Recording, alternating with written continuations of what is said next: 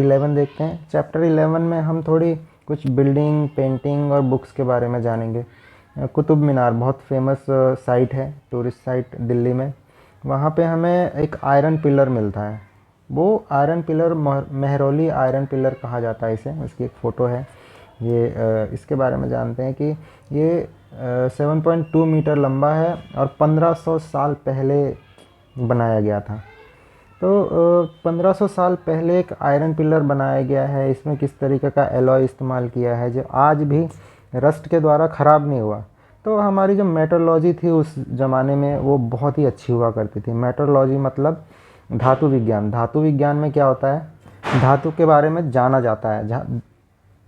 अलग अलग धातुओं को मिला के नई तरीके के धातु को बनाना, ये चीज़ें मेट्रोलॉजी में होती है। तो उस समय जो हमारी मेट्रोलॉजी थी बहुत एडवांस लेवल की थी।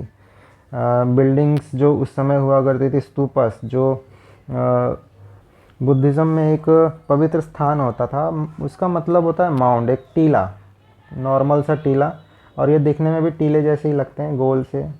तो इसे स्तूपास कहते हैं। इसमें भी हमें बहुत कुछ पता चलता है। जनरली इसके बीच में एक स्मॉल बॉक्स होता था जो बॉडीली रिमेन्स होते थे, जो उनके जैसे कि टीथ, बोन्स और एशेस होते हैं जो बुद्धा या उनके फॉलोअर्स के रिमेन्स होते थे। चलिए आगे बढ़ते हैं। स्तूपा के आसपास पैदल घूमने की जगह होती थी। जैसे ये स्तूप है तो उसके आसपास एक पैदल घूमने की जगह इस तरीके से होती थी जो एक राउंड सा होता था। इसे प्रदक्षिणा पथ कहा जाता है। तो ये जो प्रदक्षिणी पथ है, इसमें जो क्लॉकवाइज घूमा करते थे, जो डिवोटी थे वो क्लॉकवाइज घूम के इसकी परिक्रमा लगाते थे। एंट्रेंस में तोरण हुआ करता था। इसके बारे में हम डीप में जानेंगे आगे। उस समय विष्णु, शिवा और दुर्गा, इस तरीके के जो हिंदू गॉड थे उनके भी टेम्पल्स बनाए गए। गर्भगृह टेम्पल के एक सेंटर पॉइंट को कहा जाता है। टेम्पल इस तरीके से होता है, इसमें एक एंट्रेंस की जगह होती है, तो इसके जो सेंटर पॉइंट में होता है, इस जहाँ पे भगवान की मूर्ति हुआ करती है, इसे गर्भगृह कहा जाता है। चलिए आगे बढ़ते हैं। इस तरीके से पुराने आर्किटेक्चर मिलते हैं। जो भीतर गांव है उत्तर प्रदेश में, इस तरीके से मंदिर मिला करते थे। जो गर्भगृह हुआ करते थे, मंडप थे, जो मंदिर इस तरीके से थे। इसमें जो बीच में जो भक्तगण हैं उनके खड़े रहने के लिए जो जगह थी उसे मंडप कहा जाता है। इस तरीके से हम जानते हैं ये मंडप का इलाका यहाँ पे है। जो ऊंची इमारत होती है मंदिर में, इसके जस्ट नीचे, जस्ट बीच में कहीं गर्भगृह हुआ करता था, मतलब है। जो स्तूपा थे और टेंपल थे यूजुअली राजा महाराजा ही बनवाया करते थे, क्योंकि आम जनता के पास इतना पैसा नहीं हुआ करता था। तो राजा ही डिसाइड करते थे कि मंदिर और जो स्तूपा है वो कहाँ बनवाने हैं। लोगों से पैसा लिया करते थे, टैक्स का जो पैसा है उससे बनाया करते थे। ट्रेजरी से ले लेके या फिर जो डिवोटी हैं उनसे पैसे लेके ये मंदिर बनवाया करते थे, जो या फिर उनसे गिफ्ट लेके। जो कार्यकर्ता हैं, जो मज़दूर हैं या आर्टिफैक्ट बनाने वाले लोग हैं, उनसे श्रम की तरह उनसे काम करवा के मंदिर बनवाया जाता था।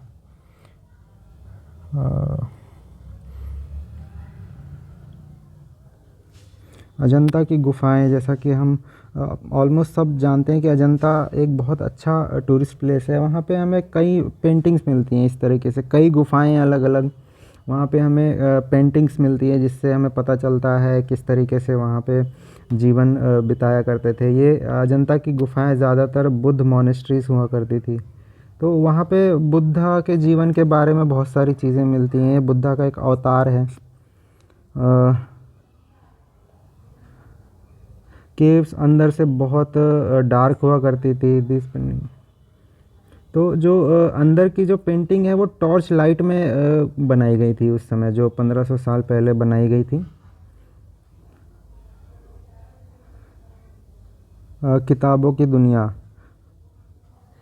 एक तमिल एपिक एक फेमस है शिलपद्दिकरम, जो इलांगो ने लिखी है 1800 साल पहले।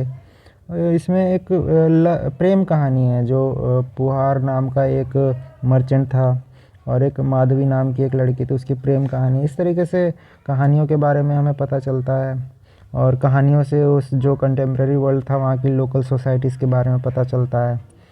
शिलपद्दिकरम के बारे में एक छोटा सी जानकारी यहाँ पे है, ये इतनी इम्पोर्टेंट नहीं है, बस इतना जानना ज़रूरी है कि शिलपद्दिकरम एक प्रेम कहानी है जो कि पुहार और माधवी की है। मणिमेखलाई भी एक तरीके की कहानी है तमिल एपिक, जो सत्यनार नाम के एक आदमी ने लिखी है 1400 साल पहले। तो ये उसी कहानी की आगे की कहानी है, जो कोवलम और माधवी की बेटी की कहानी है। कुछ अदर राइटर्स थे जैसे कालिदास, इसके बारे में हमने चैप्टर 10 में देखा था। एक मेघदूत के बारे में एक छोटी सी कहानी लिखी हुई। मेघदूत मतलब एक क्या कहते हैं उसे, मानसून क्लाउड को कहा जाता है, उसकी छोटी सी कहानी है, ये भी पढ़ सकते हैं आप। जो पुरानी कहानियाँ हैं उनको स्टोर करने के लिए, जैसे एक पुराणास होते हैं, हिंदू धर्म में पुराणास की बहुत मान्यता है। पुराणास मतलब पुराना, मतलब ओल्ड स्टोरी। इसमें हमें विष्णु, शिवा, दुर्गा, पार्वती के बारे में जानकारी मिलती है। सिंपल संस्कृत वर्ड्स थे उसमें।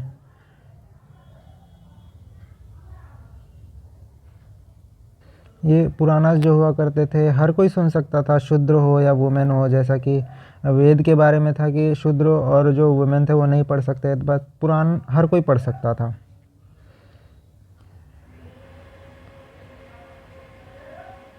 Story told by ordinary people, तो जैसे कि अब जानते हैं कि जातका, इसके बारे में हमने पहले भी देखा है। जातका स्टोरीज आम लोगों के बारे में कहानियाँ जो थी वो थी, राजा महाराजाओं की कहानियाँ नहीं थी।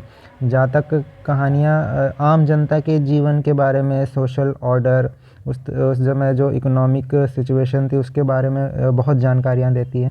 जातका स्टोरीज़ जो स्तूपास थे उसके रेलिंग में और अजंता की जो पेंटिंग है उसमें हमें मिलती हैं। स्टोरी ऑफ मंकी किंग, ये भी इतनी इम्पोर्टेंट नहीं है, छोड़ सकते हैं आप इसे बिल्कुल। राइटिंग बुक ऑन साइंस, जो हमारा भारतीय इतिहास है उसमें साइंस का बहुत बड़ा योगदान है। जैसे कि आर्यभट्ट, इन्होंने उस ज़माने में ही साबित कर दिया था कि जो धरती का घूमना, उसके रोटेशन पे जो धरती अपनी एक्सिस में जो घूम रही है उसकी वजह से डे एंड नाइट होती थी। उस समय बहुत मान्यता थी कि सूरज धरती के इर्द गिर्द घूमता है तभी डे और नाइट होता है। तो इस तरीके की जो साइंटिफिक अचीवमेंट ही थी वो भारतीय वैज्ञानिकों ने उस समय कर ली थी। जैसे इक्लिप्स है, इसके बारे में भी बिल्कुल सटीक जानकारी दी थी आर्यभट्ट ने। ज़ीरो की खोज, जो एक बहुत इम्पॉर्टेंट खोज थी मैथमेटिक्स के लिए, क्योंकि जो रोमन थे वो ज़ीरो को बिना ज़ीरो का इस्तेमाल किए ही गिनती लिखा करते थे। एक्स, आई, वी माने 5, एक्स मतलब 10, आई माने 1। तो इससे बहुत बड़ी संख्याएं हम डिनोट नहीं कर सकते।